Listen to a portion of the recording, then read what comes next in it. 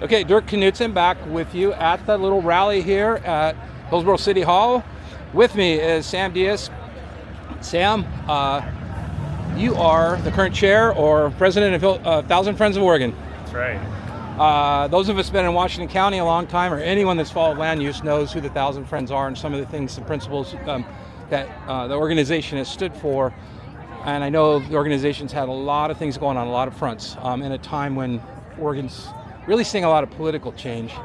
I see Thousand Friends is back in some pretty good numbers here, taking a lot of interest in Washington County and the whole debate, what's happening here tonight. Just give me the high level that people probably should understand about what's so big about what might happen after this meeting tonight here as the governor tries to make a decision on this. Yeah, well, I think Oregon has a 50-year tradition of being thoughtful, intentional in how we plan our communities for now and the future. Yeah. And the future is really just a consequence of the choices that we make.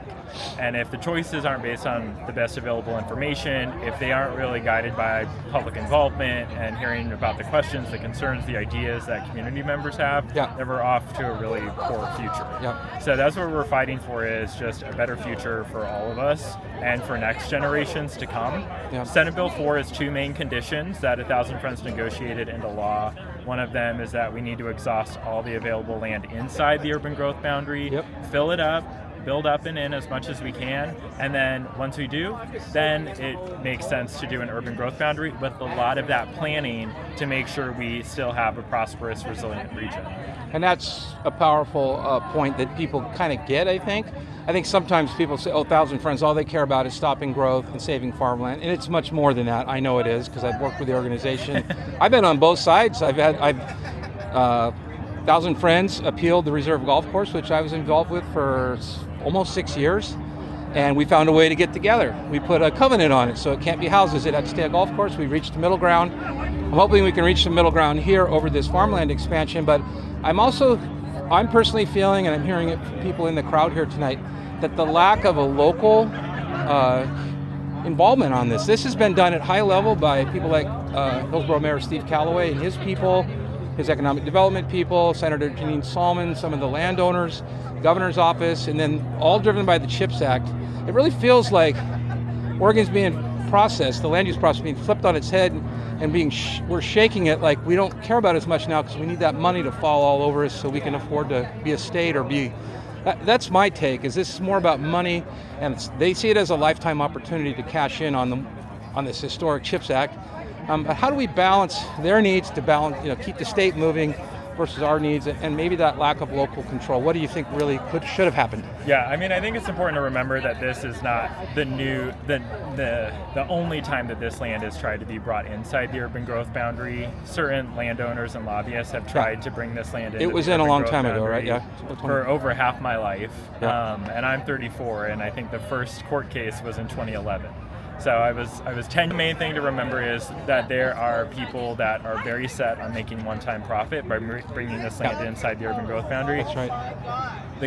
We want to help the governor avoid that trap, yeah, and we have such an opportunity to compete for CHIPS and Science Act funding, bring that federal funding, create high-quality jobs, create workforce development programs inside our cities and towns, close to all of us, close to our centers and corridors. We don't need to pit tech against farmland. And that really is, there's a win on the silver platter for this state to take. Yeah. We need our governor. That is the leadership that we need right now, and we need to support her so that she can say no to these landowners. You feel like we've heard about the EUV Light Center. I've written about it probably more than anybody. The lithography center. This would be an NSTC, one of three major. I mean, we're talking about a couple billion. And then there's this, hey, that would need hundreds of acres. And yet we talked to New York Creates, and they called me actually about one of our stories. And hey, 70 acres will get you 2.5 million square feet and 3,500 jobs.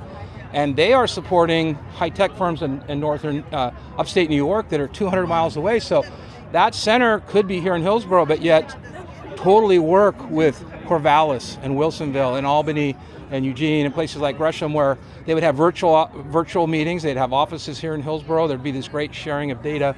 And that gets back to the whole urban growth boundary concept, that we fill up together, that we benefit together. It's starting to feel pretty one-sided that Hillsboro wants to benefit and went after this process. There's definitely been some political background stuff going on that's happened, lobbying and things like that. But I started thinking about Portland and their current situation, and they're coming back, and the black eye that Portland's had.